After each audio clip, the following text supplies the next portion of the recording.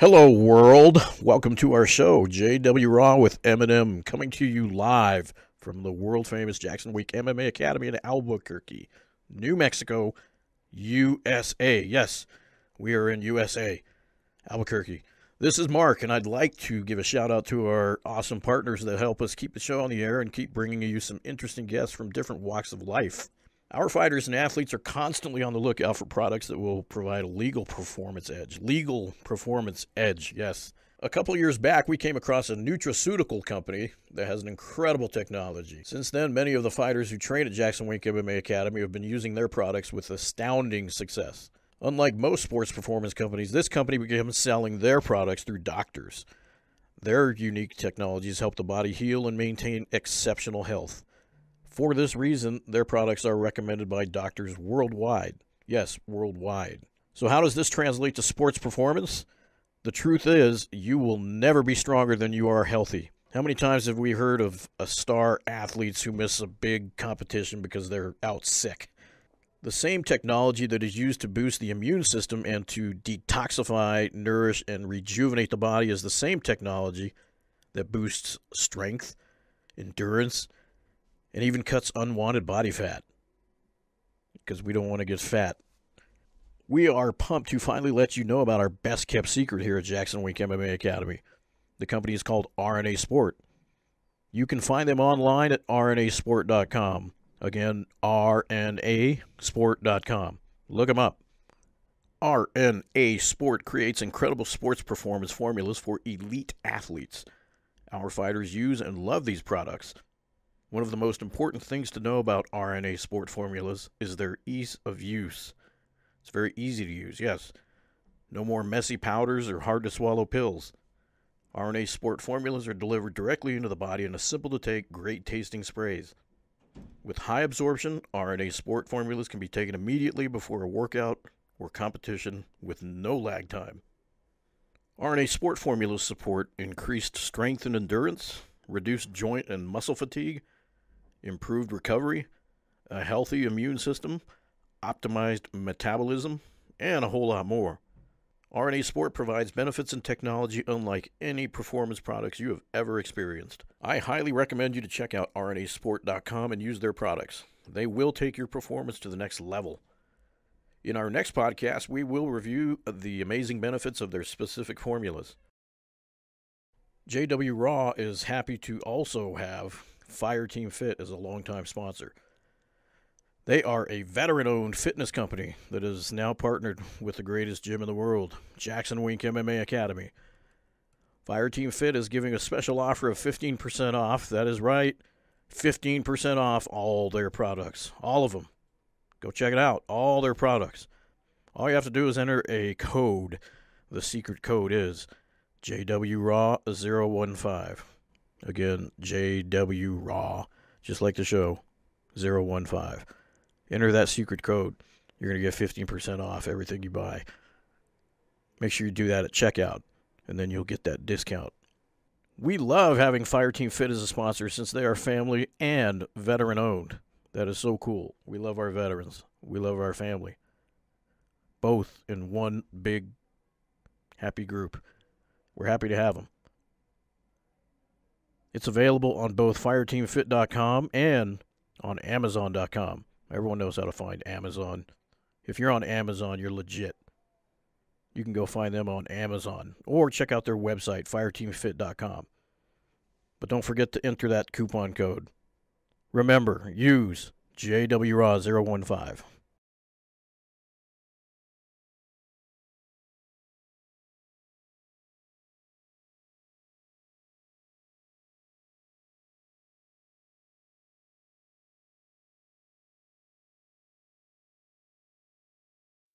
You're listening to JW Raw. And we're live. We are live. Welcome to Tank.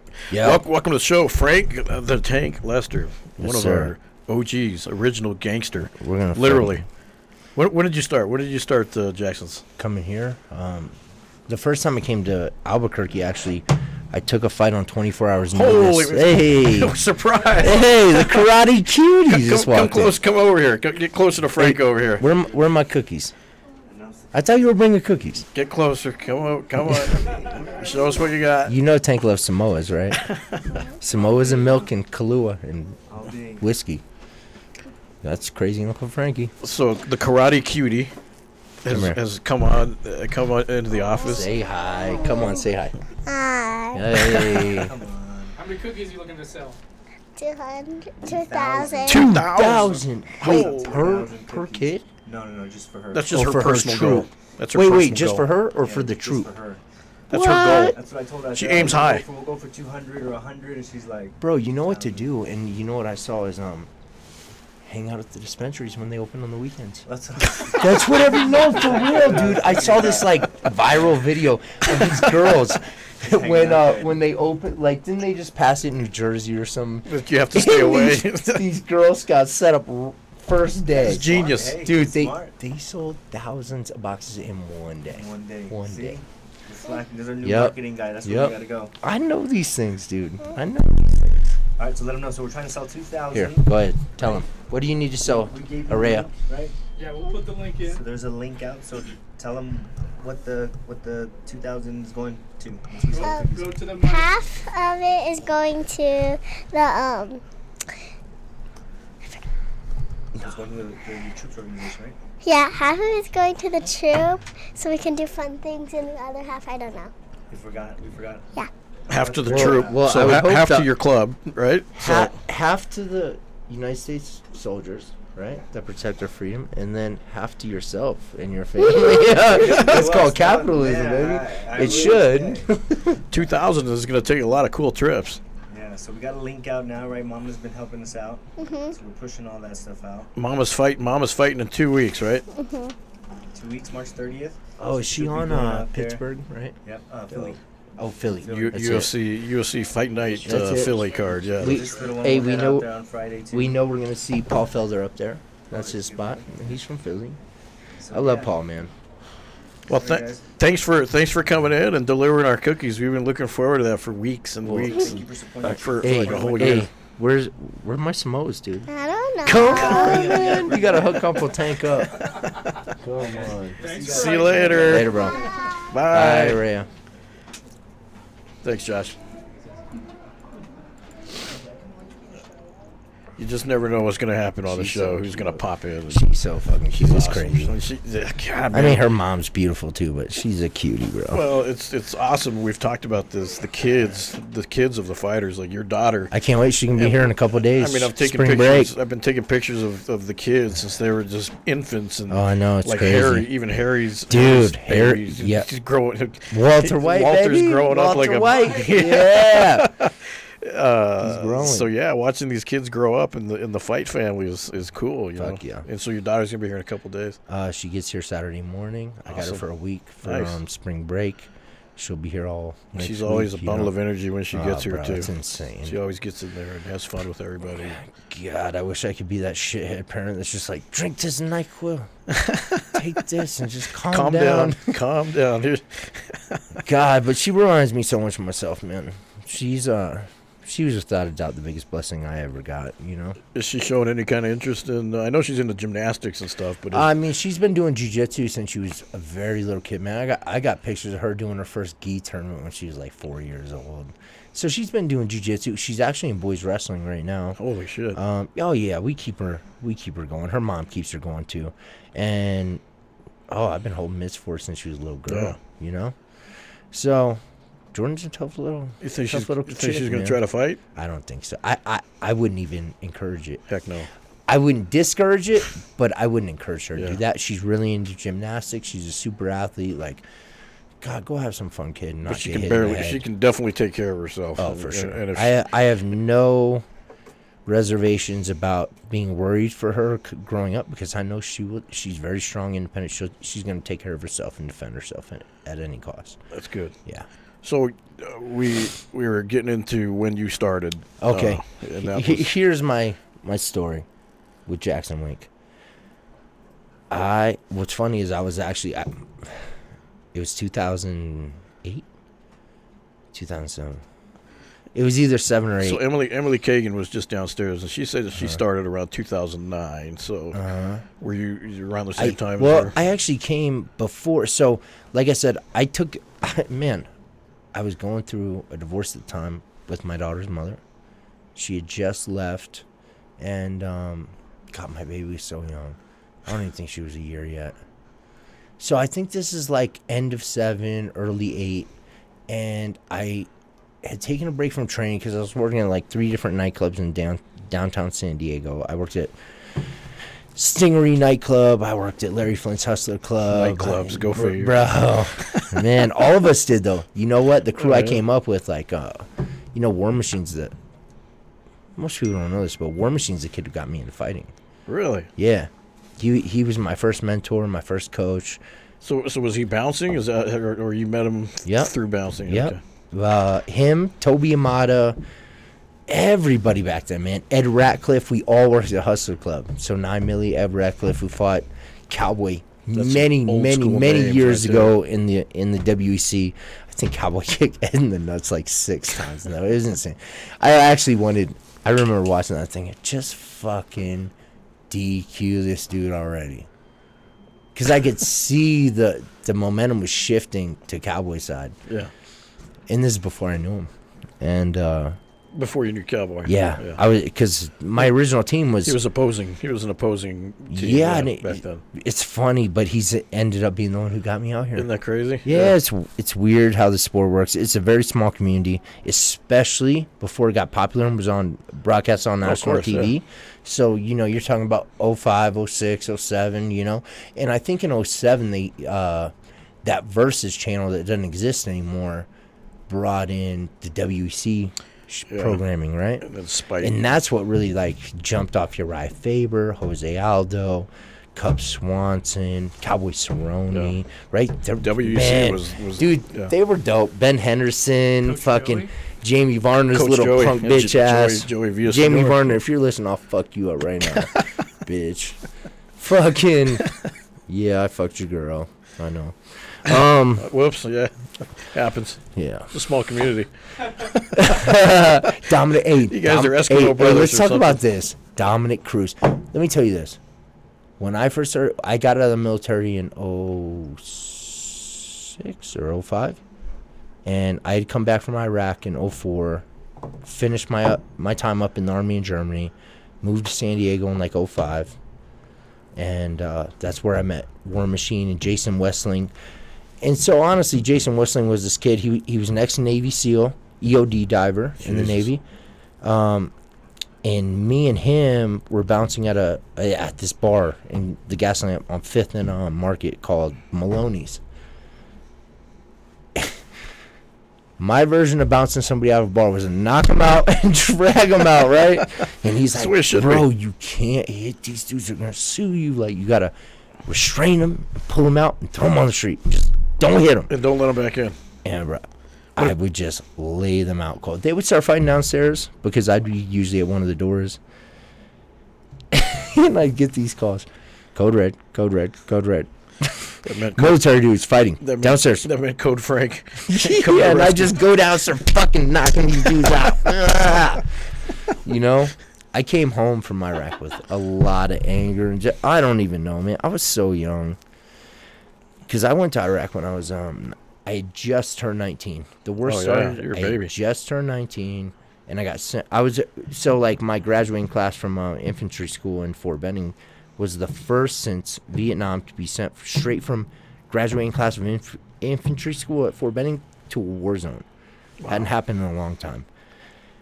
So when I got to Iraq, I didn't even know anybody. I didn't even have I flew over there on a C-130 with no weapon. They're like, "You're gonna get your weapon over there." Next thing I know we're flying into Baghdad, and they're like, "Everybody heads down," and we were taking missile fires. We were coming into BIOP, which is Baghdad International Airport.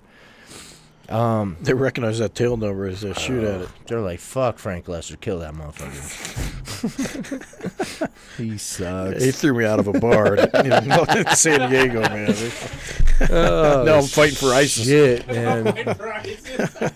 So I did my year over there. Fucking, it is what it is. It was different for sure, an experience. I think I was just a little intellectually, psychologically. You think that contributed kind of to your mental well-being? Absolutely. I You mean, came there's back with there's some- no doubt about that, man. It's not a. I mean, But you got to remember, my dad's a 30-year veteran. Yeah. Army guy, yeah. Ranger, fucking badass, Yeah. right? And my dude, even worse, my dad's dad, my great grandfather. So I'm Frank Gibson, less the fourth. My dad's the third. Oh, my wow. great grandfather was The second. fourth. And so my dad's dad was a super war hero. He did Korea, Vietnam, World War II. Bro, he was a bomber pilot in World War II, dropped all kinds of bombs on the Nazis. So he was the last graduate of the Army Air Corps because he went to West Point, but it was the Army Air Corps back then. Yeah, before it was West Point. Yeah. Well, wow. and before it was the Air Force, right? Yeah. Like he was the Army Air Corps. So he flew B-52s in World War II. Did all kinds of amazing stuff for a couple years. Got back, was stationed in England. Had my dad, right? The whole story continues. You were destined for the military. Oh, man. dude, That's my whole just that family. So my whole family's military. Yeah. So my great grandfather, Frank Gibson Lester first, was a Marine, World War One. Every branch too. Yep. My grandfather, who was probably the biggest war hero of all of them, was Army Air Corps, graduate West Point, World War II, Korea, Vietnam. Wow. Flew all those, right? That's 3 fucking wars. That's a lot of stuff. And then my dad obviously was raised to be a soldier. He went. My dad went to West Point also. Ended up not graduating. Went to Northern Michigan. And Shut up, Siri. Yeah. Don't interrupt our show. Shut up, bitch. She's always fucking with us. God. And she never gives you the right answer. Yeah, she's always talking shit. She is. She's Bitch, listening. I will step on you. Always listening. I'll Conor McGregor smash you.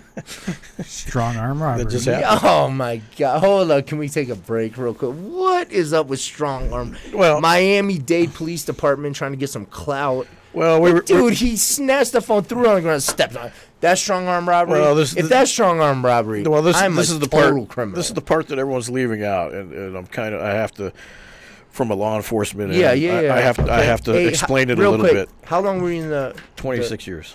in APD? Yes. Okay. Yeah. So the reason that I kind of I'm defending Miami in this is because everyone's leaving out the part where he snatched it out of his hands. Oh my and then, God! and It's then a after, fucking but then phone, man. It doesn't matter. So are you strong cool? arm robbery? So if someone steals something First from of you, all, are you cool I'm not with a that? big enough bitch to ever let that happen. I right? get it. Like, I get did it. you But not see everyone. the picture of that guy? But not everyone's Yo, like he's you. like he's like this His man purse. Yeah, I knew it. His titties hanging out to the side. Yeah, His purse. I don't know Take where your the fucking Fendi purse off, Connor's bitch. people found that picture, and it's What a hoe. if he would have. What a It's hoe. one thing to smash the phone. Like, bro, and suck leave on it your own there. titties, bitch. He stole the phone. He took it with him. I guess. I mean, there was something on that phone he didn't want people to see. Well, I don't know. I actually know what it was. Yeah. Well, if you know, that's cool. Yeah, but Connor, I get it. Do your thing, baby. But you got to remember, everybody's watching you. Well, he You're was- like the most famous athlete in the world other than LeBron James right now. yeah, Is Literally. it snowing in Miami? Literally. it might be snowing in Miami. I don't know. Yeah, there's pictures that didn't want to get out in the public. You know, you saw that's all kinds of people watching. I wouldn't want to be as famous as Conor McGregor. Fuck, I don't even want to be famous. I want money, but I don't want to be famous. Well, the cops are always going to charge the most highest crimes because they know in court it's going to end up getting pled down to something much less. But if they don't charge with the maximum, then they're not doing their job. No, for sure. So fuck. it just gives some negotiation room when Right. it gets to court, and Connor's going to end up paying the He's guy gonna a lot of money. plead out. Yeah. Well, he won't even plead because he's going to give the kid an undocumented amount of cash. He'll give him a and he's Bentley or gonna something. Shut the fuck Yeah. up. And then he's going to be like, can I get a picture, bro? Exactly. Please. Yeah. Can we be friends? Yeah, there'll be some kind He's of. like, yeah, we're friends, bro. We're friends. Here. Here's your phone back. Here's $150,000. Now shut your fucking mouth. Yeah. And then I'll ghost you. And let me find you, big titty bitch. I'll fuck you up. Too. I don't know if that's really him or what. but No, that's him. It is really him? Yeah, you haven't seen it. I saw the picture, but no, the picture is from when he left the police station. Oh, that really? day. Yeah, you didn't see dressed the like interview. that, all dirty with the Bro, short that's shorts. yes, in the fucking Fendi purse. And the Merce. God, they're fucking Yeah. gay. Europeans. Yeah, he's got some. European men trip me out. He's got a Louis Vuitton purse or something. It was a Fendi person. I don't even Fendi know what was- the fuck Fendi is. Well, I didn't know. I'm gonna sign your. Oh yeah, sign it while we're on the show. Fuck it. What am I doing wrong? There you go. Frank's doing the golden signature. Oh shit! I didn't realize it was. What happened? No, it's Oh just shit! It came out very cool, man. wet. You're gonna have the coolest signature. Who's right here? He's about to go under. I don't know who that is. So I actually tagged when I was a little kid growing up in Germany. I used to get me and these other German kids. So if you guys don't know, my mom's German, my dad's American. They met in Germany. We're gonna have to get you back. Over there. Pull that mic towards you. There you go. Get over here. My mom's German. My dad's an American soldier. They met in Germany in Nuremberg. I was born in Nuremberg, so that's like the early '80s. I was born in '84, but my sister came first. Yeah. '83. What's her claim to fame? What's she doing now? My sister, she's a mom, man. She's like she graduated UNM. You want it? Yo, What the I heck? don't know how the fuck we both ended up in New Mexico That's at some point in crazy. our lives. She married a dude from Los Lunas. He was a fucking literal rocket scientist. Wow. Yeah, his Working out of name's Bert. Sandia Labs or something. Well, no, they live in Denver now. He works I think Lockheed Martin or yeah, that Hatherton sounds is one about of those right. ones. Fucking genius, dude. Country boy from Los Lunas. Grew up on a farm. Nicest guy in the world. Thank God my sister met that dude. Because the shitheads she dated growing up were fucking losers. Fuck, dude. I can't tell you how many times I fought in high school because of my sister. Defending her honor or Oh, bro. shit she got All into of and them. said, No. She was very... The thing is, she was just very young and dumb and oblivious and nerdy. But she wanted attention like every other fucking girl. So it And attracted so the wrong people. these guys just tried to fucking use and abuse her and treat her like shit, so I beat the fuck out of them. For real. I'd beat their When fucking did asses. you become a pro fighter? A pro fighter, so back when I started, they didn't have an amateur league. Because obviously you were doing the street fighting, the club fighting, and shit Oh, like before, that. But- yeah. So Yeah. when did you actually? I literally join, used to fight on the street for money. when did you actually join a gym and start fighting? So I professionally? moved to San Diego in like '05 when I got out of the army, and I was working at, like I said, Maloney's and Stingery nightclub and Larry Flint's Hustler Club. Those were my 3 jobs. And I met Jason Westling first, who was a ex-Navy SEAL EOD diver, who was also a pro fighter from Guam. Super cool dude. Like I said, we'd work and we'd get these code reds downstairs. I'd just go knock these motherfuckers down, drag them upstairs. He's like, bro, you can't do this. Like, you're gonna get in trouble. He's like, you know what though? You got all this energy, bro. Why don't you come? Why don't you come to this? He's like, I fight MMA. I didn't even know what MMA was. Really, I had seen like UFC and more than UFC. I'd seen Pride videos when I was in the army in Germany, right?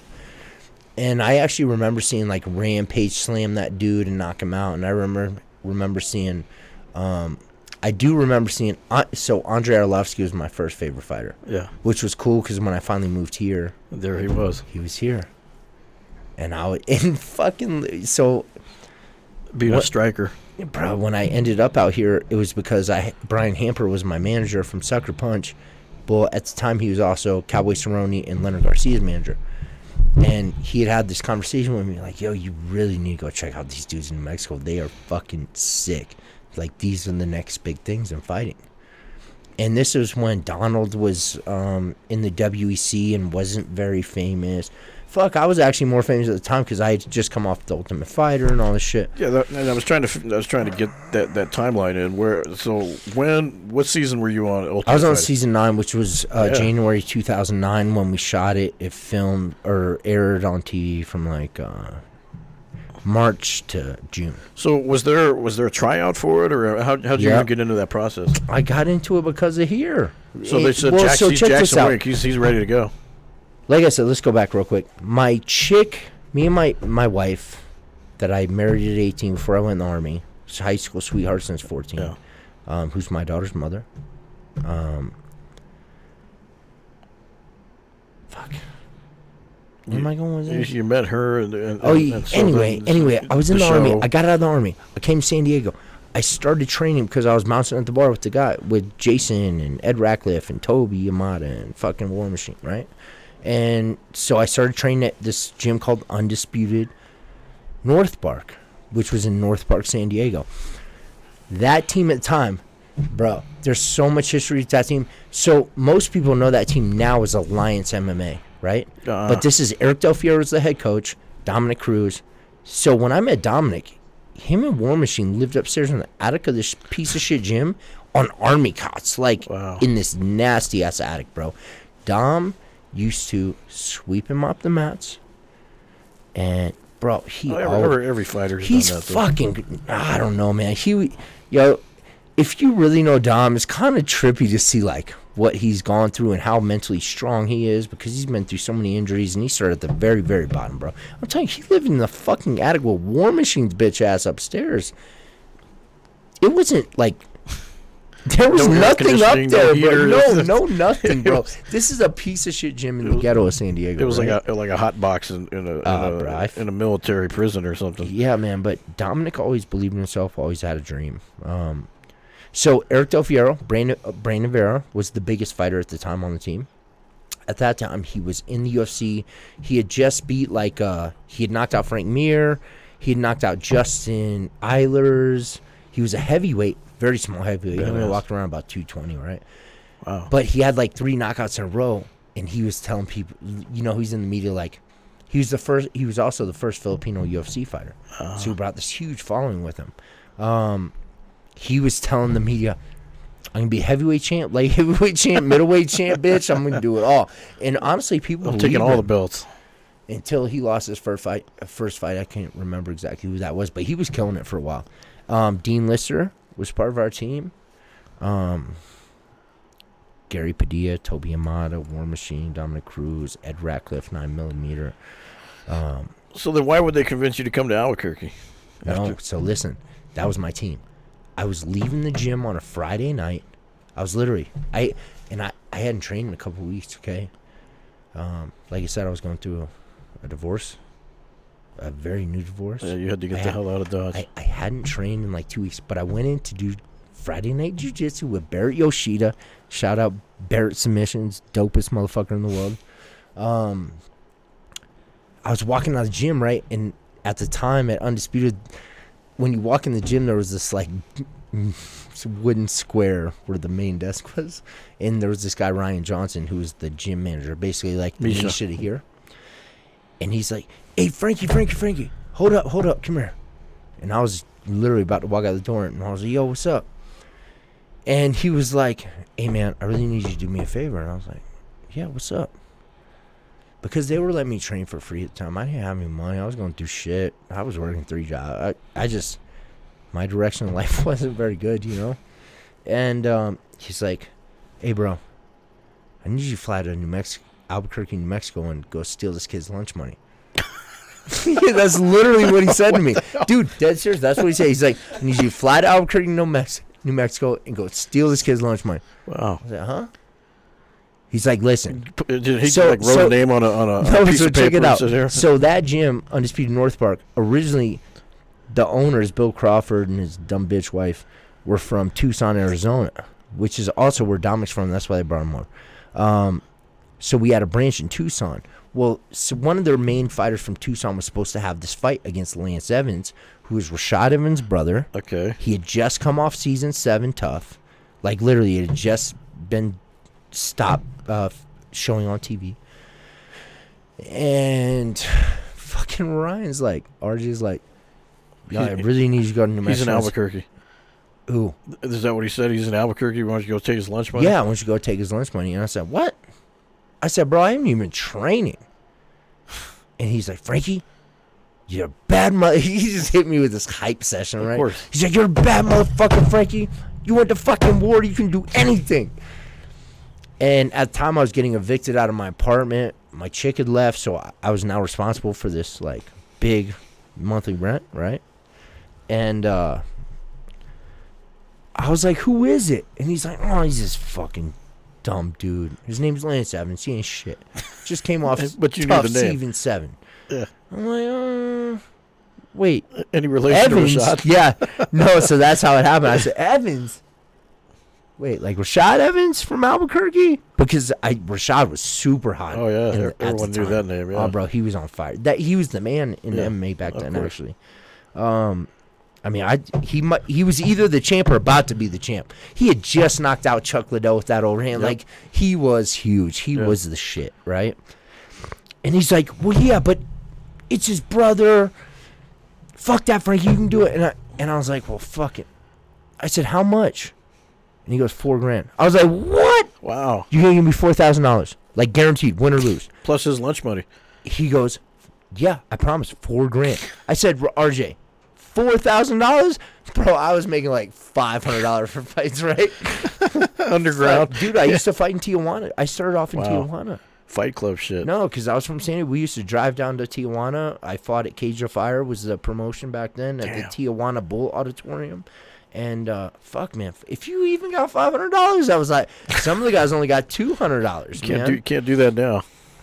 Ah, fuck, there's still shithead promotions that do that shit. But when he said 4,000, my mind was blown. I was like, I'm gonna make $4,000, like for real.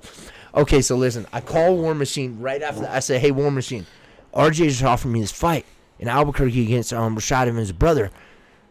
By the way, it was at heavyweight. 2 weeks later, I was supposed to fight in Tijuana at 175. Oh, shit. So I had just started getting my cut. Time to start like, bulking. I didn't even have time to bulk. It was the next day. Oh, shit. Right? Like I said, this was Friday night. The fight was Saturday night. Holy Here. shit. And I was in SD. Like I said, I was leaving the gym. And War Machine answered the phone, was like, wait, what? You ain't even been training. Fuck that. You're going to get smashed. No. And hung up on me. And I was like, man, this motherfucker. I was like, I need this money. I didn't even think about winning or losing. I just knew I needed the money at the time because I fucking needed it, bro. I had no cash. So was he going to be your corner or what? No, he hung up on me, that motherfucker. He was my coach. He was like my best friend at the time. And the fucking dude laughed at me on the phone and hung up on me. So there was this one other dude I trained with. His name was Wade Ship. He's a heavyweight. He fought in the UFC way back when, probably like UFC 16 or some shit. He fought Justin Eilers in the UFC. Huge white dude, shaved bald head, skinhead Aryan Nation looking motherfucker. Goatee, tattoos, neck all the way to feet with snakes and just evil shit. Kind of scared me. Yeah. Bro, he ended up almost killing me a year later. Another story. So I called him after War Machine hung up. I said, hey, Wade, because he was always like, he used to beat the fuck out of me, but he was always like, still, hey, man, you're a tough motherfucker. Like, you just need to get better. He's like, you just don't have that many skills. Like, stay in the gym and you'll, like, learn all this shit. He's like, but you know what? You have what nobody can teach. And that's motherfucking heart. And you got a chin. Because my first ever sparring session, I went against Brandon Vera, Dean Lister, Gary Padilla, Toby, and I'm just getting rocked. But every once in a while, I fucking land something big. Bam, right?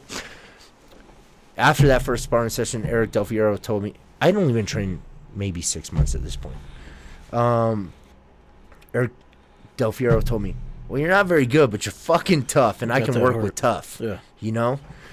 And so I called Wade. I told him what was going on. He's like, you want to do it? And I was like, fuck yeah. I not only do I want to do it, I got to do it, bro. I'm broke. I need to save my family, all this shit. And he was like, all right. Tell RJ you'll do it. Let me know when I need to come pick you up in the morning to go to the airport. Wow. And so I hung up with Wade. I said, all right, I'll do it. To RJ, little fucking Irish bastard just gleaming. He's this little short redhead fuck. Gleaming. Like, he's probably thinking, what an idiot. He's about to get fucked up. But I did it, bro. And he got me the ticket. So I left the very next morning, like 7 a.m. on the first flight from San Diego to Albuquerque. And me, Wade, and my dad, because as I was driving home that night, I called my dad, like, my dad's my best friend, by the way. Yeah. I called my dad, like, hey, man, I just did this thing, and I'm super scared. I said, will you just come with us? And he's like, yeah, of course. All right. So me, my dad, and Wade flew at 7 a.m. got to the venue. We got to the airport at like, what, 9:30? And then somebody picked us up from the airport, took us over to Route 66 Casino. I'm literally, so just so you guys know, I'm probably 195 pounds. And this fight was at 220. Jeez. Yeah, it was fucking crazy. I meet Ricky Cottonsteady for the first time. And he's like, hey, how you doing? Blah, blah, blah. Was he already the GM of the old Jacksons at that time, or what? Well, I don't know. I had never been there. Okay. I don't know him. I Okay. don't know Jackson's at this point, right? He walks us into Route 66, and he walks us to the backstage, and he's like, hey, we need you to weigh in real quick. And I was like, wait, what's the weight? And he's like, well, he's like 220. I was like, what? RJ didn't tell me that, by the way. He just wanted you to fight him. Yeah, he's Don't an worry about idiot. weights. So I had these sweatpants on, I had Jordans, and I had like a fucking t-shirt. Go jump in the pool real quick. And so I stepped on the scale. The first time I was 192. He's like, hey, wait, get off. And he told the commission not to look yet because it was kind of like a pre-weigh. He's like, hey, dude, you need to weigh, like, you need to get as much weight on as you can. He's like, here, take these cell phones. So I got my dad's cell phone. I got Wade's cell phone. I took all this shit and started stuffing my pockets with it, right? I got Jordan 3s on, sweatpants. I got 3 or 4 cell phones in my pocket. Get some headphones. I got my dad's keys. Hell, Wade ran to the bar and got me 2 sodas to put in my pockets. Well, I only got to 198, but they let the fight. 198 was the magic number. The commission was like, yeah, okay, it's cool. Well, you know, they wanted me to get So fucked up. as you're clinking and clanging us. Dude, they brought me in as a sacrificial lamb to lose to Lance. So they said okay. They showed me my room upstairs. Me and Wade. My dad got his own room. I was so nervous I fell straight asleep when I got to the room. I was just like freaking out. I hadn't seen Lance, by the way. And I you're hadn't seen fighting. anybody. You're fighting like 5 hours. Or Yeah, I something. fought like 5 or 6 hours later. Well, we were in the main event too. Oh shit. But we had to be at the downstairs like 5 hours later. What was fucked up is so the locker room that they put me in was just the main and co-main event, and the co-main event was some kid from Arizona who was fighting Frankie Gomez here. Frank Gomez, Yeah. he's a huge old school Old school Jackson's name, guy. yeah. Yeah. People don't even know him anymore, but he's part of the original Jackson's crew. And the kid looks so. I'm watching him warm up. I'm like, damn, this kid's good as fuck. And he, they end up going all 5 rounds just for like some kind of title. And he comes back like, fuck this altitude. I'm like, what altitude? Oh, you Bro, didn't even. I'm so dumb. You got to remember, I'm Straight off the plane from California. I'm 22 years old. I'd never Yeah. been to New Mexico. Yeah. I didn't know anything about New Mexico. Yeah. I said, what fucking altitude?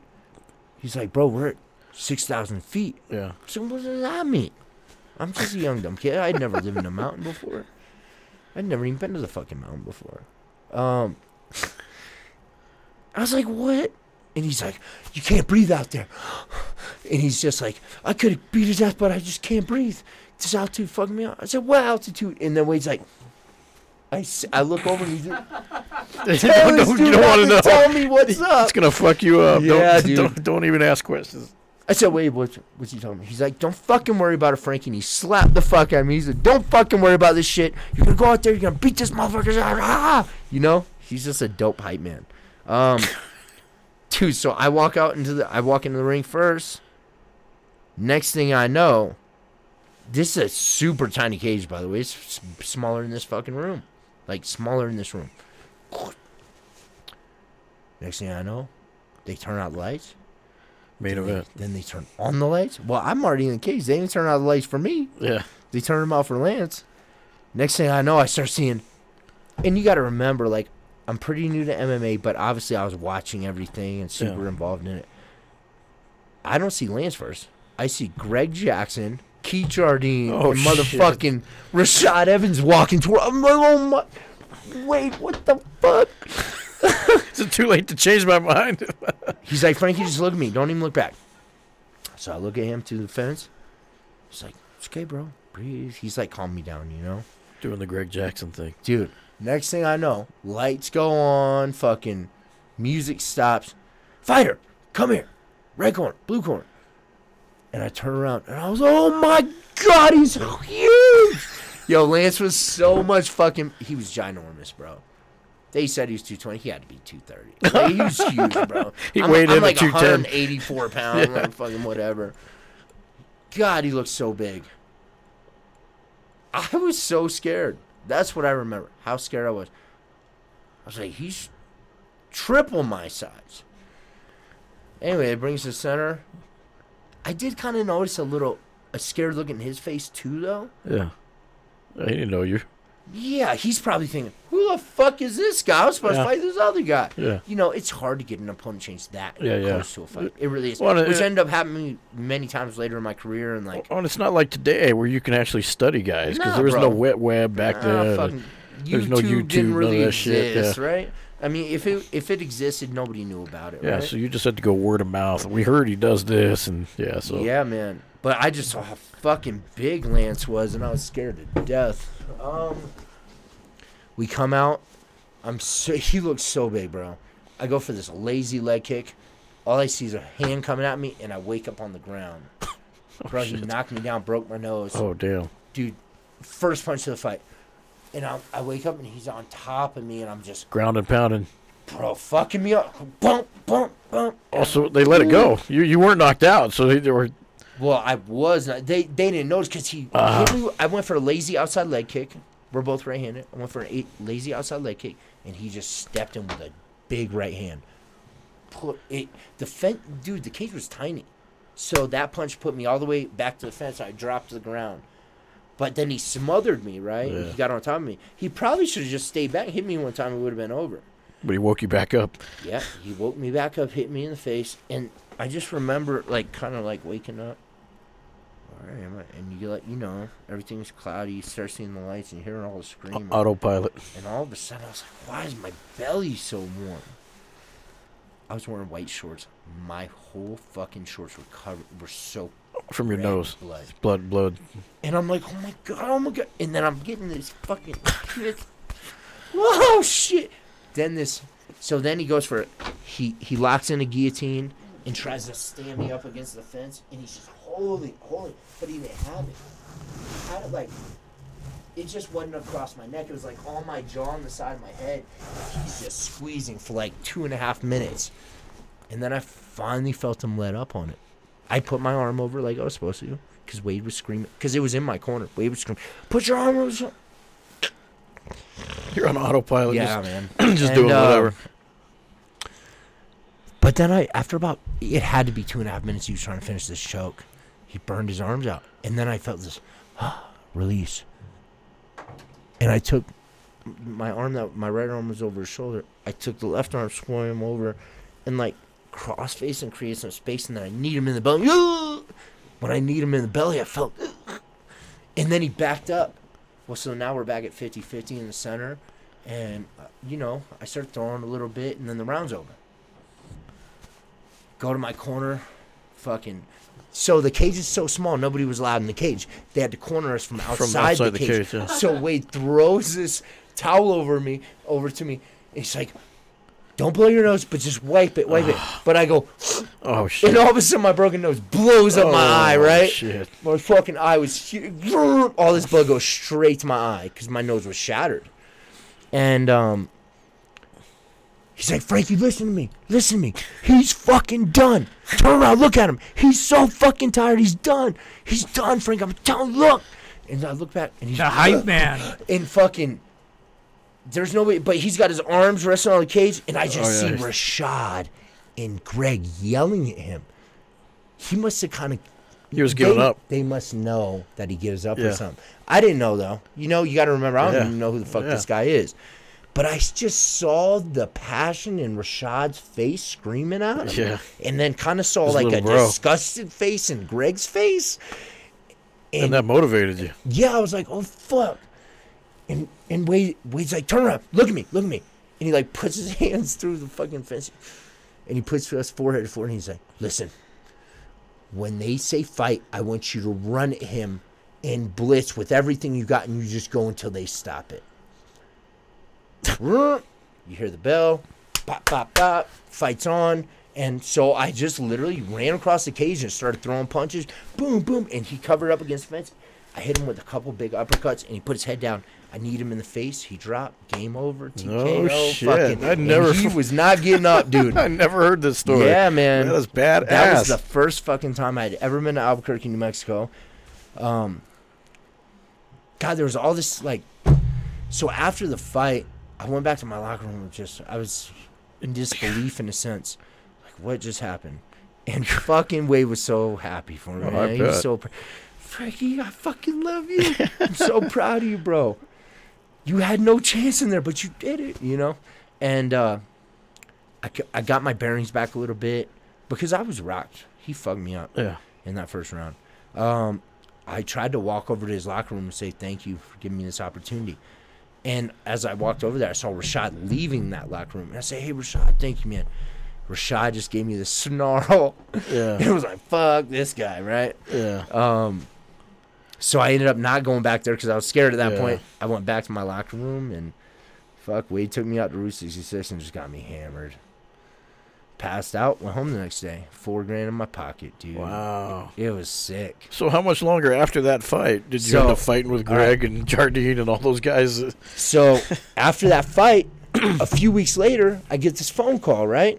And this is how it all happened for me. Yo, God bless Rashad Evans. I get a phone call from the casting people of the Ultimate Fighter TV show. Yeah. They call me, and it was some lady. She's like, hey, Frank, my name's whatever.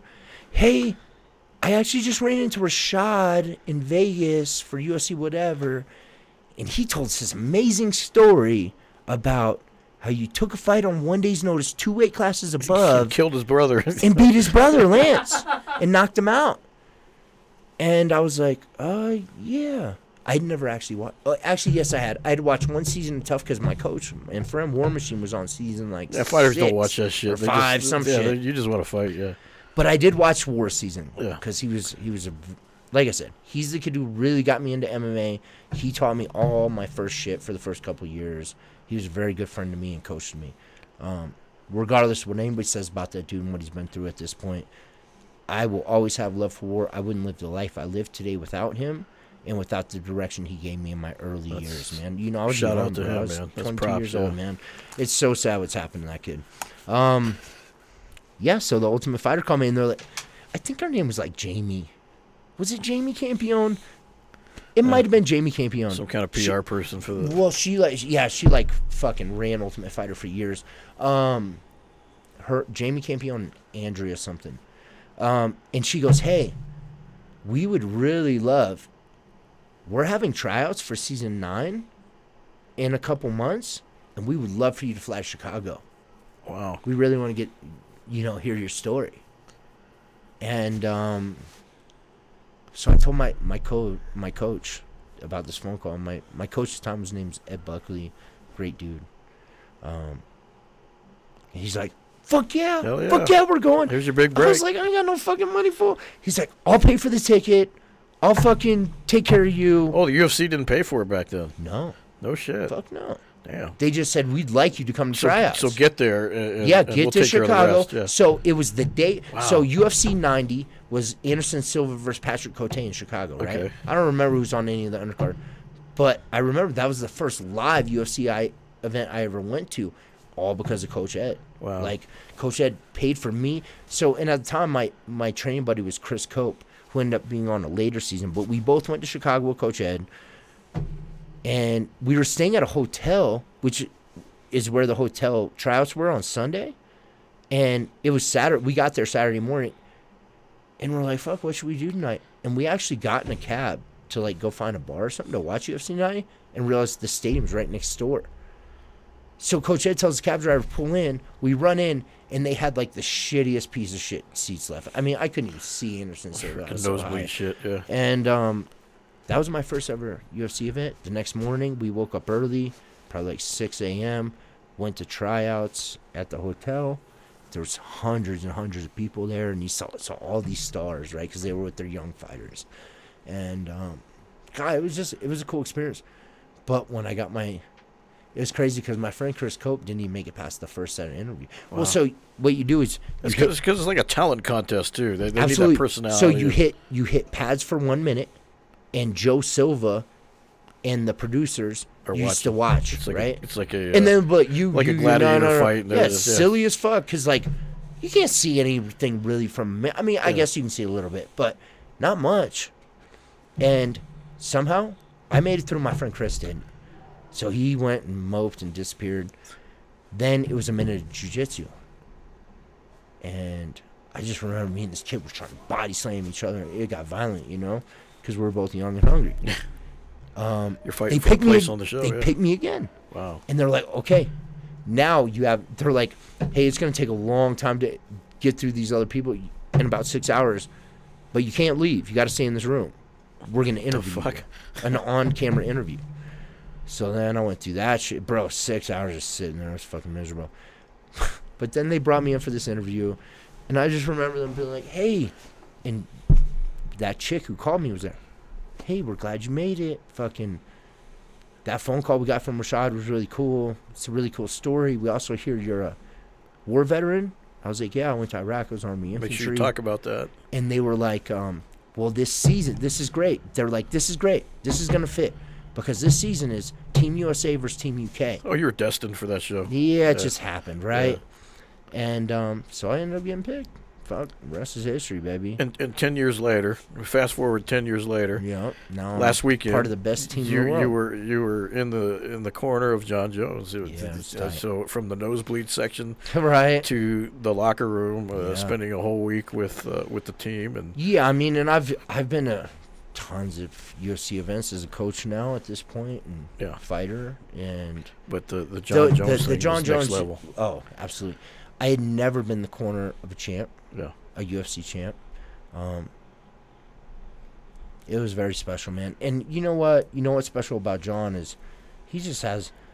Fuck, I hate the people. You know, The haters. you got to remember, dude. John Jones became the champion of the world at 22 years old.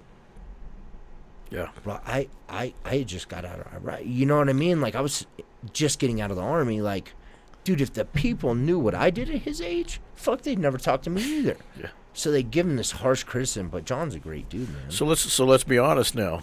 Obviously, you were loyal to Rashad, being he kind of got you into this you know whole what, thing. though? You were part of the team when John came around. Well, so How did you take know that what's- whole thing? You know what's funny is I didn't actually come out here to train for like, because like I said, I got on the Ultimate Fighter. Dan Henderson was my coach. All that stuff was kind of going behind the Dan scenes. Henderson, as the show was ending, like really believed me, said, hey, Frankie, I really want you to move up to Temecula, California. I was living in San Diego. It's like an hour away. I want you to move in with me. I want to take you under my wing. I want to show you the ropes. I want you to be my pupil. Well, I wasn't going to say fucking no to that, right? So I went to Team Quest for a while. It wasn't that long, though. So, like, I had been in Team Quest probably, like, 6 months. And I helped Nan leading. I fought on the finale at the end of June. Diego Sanchez was the main event of our tough finale against Clay Guida. And then a week later was the International Fight Week, and that was UFC 100. Dan fought Bisping. That's where the epic knockout's from, right? Best knockout ever. After that, I had lost my fight on the finale due to some bullshit. Don't even get me started on that. Kim Winslow, suck a dick. You suck. I hope you die. Bitch, that faggot poked me in the eye, and you didn't fucking call shit. My fight in the UFC was the first ever female referee. And it was Kim Winslow, and she's such a dirtbag piece of shit. Notice how she's not around anymore. Oh yeah, She she made disappeared. the worst calls. Yeah, She's a moron. just like the guy that made the call on John Jones. I hope you kill yourself, bitch. There you go. You heard it from Frank. Yeah. Whatever happened to you? So listen, I had my manager, Brian Hamper, and that's how all that happened. He hit me up one day. It was like, I told him I was depressed after I lost that fight. He's like, hey, dude, fuck all that. I want you to go see these two dudes that I managed. Leonard Garcia and Donald Cerrone. They are the next big things in fighting. That team Jackson Week is the or Jackson's at the time, is the fucking shit. They got all the shit. Like, this is the biggest team. You need to go check them out. Well, it just so happened my sister was going to the University of New Mexico at the time. So you had a roommate. And I was like, well, fuck, my sister lives out there. And he's like, well, you ain't got to stay with yourself. Let me call Cowboy. He called Cowboy, asked him if I'd come visit. Cowboy said yes. It was the tap-out ranch back in the day. Didn't even have a fucking fence around it. I helped put up the first fence with Same Leonard location, and though. fucking It was- Clint Roberts and all these motherfuckers. Yes, it was the same location, Yeah, just yeah, not yeah. as famous yet. Oh, yeah. it was a Yeah. trailer. Yeah. So I flew out there, man. I stayed out here I stayed at his ranch for like, I don't know, probably like 4 to 6 weeks because I was doing a quick little fight camp. And actually, even though it was super country and like out in the middle of nowhere in Edgewood, like, so much fun, man. Cowboy just made it fun. He's a fun dude. Yeah, he's a crazy guy. We went shooting. We traveled. We went to Denver and trained with people. He was a killer back then too, man. We used to fucking throw that. God, and him and Leonard. Oh, and there was this guy Tom Kong Watson from the UK who was real good for the Cowboys back in the day. Fought in the UFC also. Fucking killers, man. I mean, the fights up there were they were full blown fights. It wasn't training anymore. You talking about the ranch? Yeah, it was a fight up there. Yeah. But it was a fight. So in the mornings, we'd come to Jackson's, right? We'd come down from Edgewood, go to Jackson's to practice. And then at night, we'd train at the ranch and just beat the living fuck out of it. It was some, but it was very Team Quest, like macho y macho. We're going to fuck each other up all day. That's Then just you're the gonna drink mentality. beer and have fun. And Yep. There's this shitty little strip club in Edgewood. What's it called? The 206 and like Moriarty. Yep. It's the It's been there biggest forever. shithole you've ever seen in your life. Truck drivers. C-section scars, all kinds of nasty shit. Yeah. Fresh baby, pregnant. It's insane. But we'd go there. That's awesome. We'd train all day and beat the shit out of each other and then go there. Look at these disgusting ass women. Hey, everyone needs a job. Yeah, dude. Good times, man. So that Good times. and so fast forward, like I said, here you are. You've moved on from fighting, and now you're one of the coaches. I love coaching. of the team. And You know what?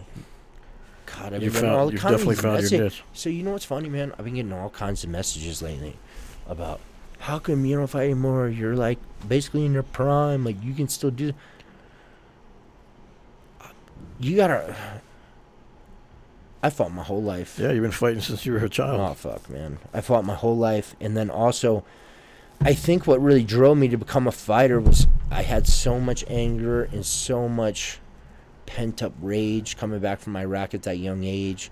I'd been through so much. I just every day for those 10, 12 years I fought. I had to fight, bro. I didn't have anything else in me. I couldn't deal with people. I had no social skills. I just wanted to fucking fight all day, every day. Truly. Like, truly. But you know what? What, about 40 years ago, all that anger just kind of disappeared. Yeah. And now I'm like, fuck, I'm not trying to get my emotions, but I got like all this guilt from all these things I've fucking done, all this destruction I've caused, And now the way fighting used to make me happy, coaching the young kids makes me happy. Yeah. Teaching them all these techniques and then like cornering them in the fight and they hit this shit and fuck somebody up. Bro, giving to people now is so much more important to me than taking, man. A great example is watching you with Lydia. One of the she's my main female fighter, no doubt. And she Good kid. Watching her from the day she walked in, and she's been training with you from day one, and Yep. watching her this morning. She's killing it. She is a beast. She's getting better and better. God, like I said, more importantly to me, I wake up with some kind of like purpose in the sense. So my purpose used to be I just want to fuck people up all day, right? Like truly, I just want to fucking hurt people. Whether it was in a bar, whether it was in the gym, I would fight on the street. I had all this anger, man. Now you realize you don't have to do that anymore. Well, it's just gone. Yeah. Just one day, it just kind of disappeared, Good. bro. And then, I started feeling guilty about all this shit I had done, right? Yeah, there's no. And now I'm like, for some reason, like, I get a lot of fulfillment and joy from helping these kids, man. Good. Because I see that they're hungry, right? I see myself in them 12, 13 years ago. And I'm like, fuck. All right. Well, you know what? Let me help. Also, I had a great coach coming up. Coach Ed Buckley, the man, was so selfless towards me. I didn't have a lot of skills. Like I said, after my first sparring session, Eric Del Fierro told me, well, you're not very good, but you're tough. And I can work with tough, but he never would work with me because he had Dominic Cruz, Brandon Vera, Dean Lister, fucking Ed Ratcliffe, Gary Padilla, War Machine, like Toby Amont. He had all these high-level guys. So he never gave me any time. Yeah. But this guy, Ed Buckley, came in the gym one day, and I watched him, and I got a good vibe from him. He obviously knew what he was doing. He used to coach world champion kickboxer Danny Steele, who's a big deal back in, late 90s, early 2000s. And, you know what? We had a conversation. It's like, all right, kid, I'm going to give you a shot. Work with me every day for years. I took him with me all the way to the UFC. Took him to Team Quest with me. He ended up training Dan Henderson and Krzysztof Szynski and Mo Lual and all these motherfuckers, Mark Munoz, right? Because I stuck with him just like he stuck with me.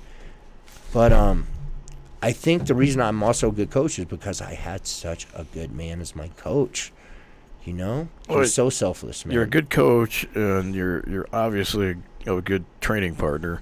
John, I remember towards the end of his camp, he started talking about you, wanting to have you as part of the team, and of course it was a unanimous, let's bring him in, and you were a perfect fit. The first day you came in and sparred with him for the camp, it was just the perfect match. Yeah, you guys hit it off right away, and he was so excited. I've known John for a long time. Yeah. I got an immense amount of respect for John, obviously. He kind of needed someone that was going to push him for back, sure. and everyone else is a hype man. I think people are scared of John. Yeah. As they should be. He's a dangerous motherfucker. And you're scared, but you also knew this was work. I don't have that kind of fear in me. I'll fight anybody. Yeah. Still now, like I don't give a fuck. Like I don't let people disrespect me, talk down. Period. Frank, I know we've seen that. Yeah. We can't talk about it, but we've seen that. I mean, you guys know if there's ever an issue in this gym, if somebody comes in this gym, who's the first person they can? Frank, please go take care of that motherfucker. Yeah. But that's not because I'm a bad. That's just who I am. Yeah. I'm reckless and I like to live dangerously. And there's Greg Jackson, Mike Winklejohn, Joey Villasenor, and Coach Frank. So you guys are Coach Brandon. Coach Brandon for sure. Well, and Brandon's. We're talking full time. Full time. Brandon's got his full time job, but obviously he's a big part of the team too. No disrespect to Brandon at all, but I'm talking about guys that are here all the time, and you're here. Hey, Frank, I got a question. Yeah. You said it was your first championship, UFC fight. UFC fight. Yeah, being a part of it. Yeah. What is that like walking down the aisle? Woo. Also, I don't think it'd be like that with any other champ. I think John. Well, we got to practice. John is the best fighter ever on this planet. Period of all time. We got to practice it like the earlier in the day, and you get that. We kind of did that tunnel walk, and it's so surreal, dude. But and the place is empty, but the music is going super loud, and the cameramen are all over the place. It was tight. Yeah, and you just get that feeling, like, man. But also, I don't feel like that would feel the same with any other champ. I think John is there's electricity most loved, most hated, most popular. Obviously, the most skilled of any champ ever. Yeah. Like John really is the best MMA fighter of all time. Yeah. Period. Yeah, there's no arguments. Yeah. You look at the people he's beat and how easily what's funny is the higher the competition level, the easier he fucks him up. Yeah. John is truly a individual that rises to the occasion, and he's a killer, man. Do you remember anything specific when you were walking down, like when it was fight time? Well, let me start just fight week in general. What makes John special in my eyes was how he's able to really separate all the bullshit, all the media, and turn the camp with the coaches, with the real coaches, into such a spiritual experience. To be honest, man, I haven't prayed in years until, we pray before every and after practice with him. Yeah, before and after every practice. It like I'm praying again now. Yeah. It's weird, man. He's got a very strong spiritual connection to the world and to with people, and fuck, man, I really hope John continues to do what he's been doing for the last year, because fuck, what he's capable of like this. Well, there was a great moment at the PI where Rashad was there, and You know, what's Woodley was funny? there, Rashad and we were all in didn't the say cage anything to praying each other. together. I don't yeah. even know if he remembers me, to be honest. Yeah, I think he does. Yeah, I just think it's weird. yeah, you guys kind of right? looked at each other, and it was a cool moment. But yeah, and the same thing with John. And it was kind of a surreal thing seeing Yeah, for sure. everyone together there, and like with the history of what happened way back when, and everyone just kind of did their own thing, and it was all love. And God, this is a cool fucking story. cutthroat. You've been around sport, a long, man. long time, and you've seen It's a a lot of cutthroat stuff. sport, and God, it's tough, man, because you got to remember, John Jones and Rashad Evans have the same dreams, right? Yeah, like of course. especially back then, like we're talking about 2008. These are both guys just trying to become champions, man. They're great guys, and they just want to be the best at what they do. But then they both got to that level, and I mean, I don't know how to deal with that. It's a very tough situation, man. You got to be part of two of those controversial situations, Rashad and John, and most recently Perry and Cowboy. Mike Perry, you fucking moron. God, I hate you. We kind of lost two guys over that craziness. You know how much better you'd be if you came back after that loss with Cowboy and stayed here and stayed working? How much better would you be right now? Because how much training have you done since then? But you think we don't love you? You think we weren't about you? Fuck it. Nah. Fuck it then. I feel like I gave him everything I could as a person. I don't know what he's going through with the I girlfriend, know, fiance it now or whatever. sucks. Who knows? Yeah, Women can imparting are the devil as an athlete, man.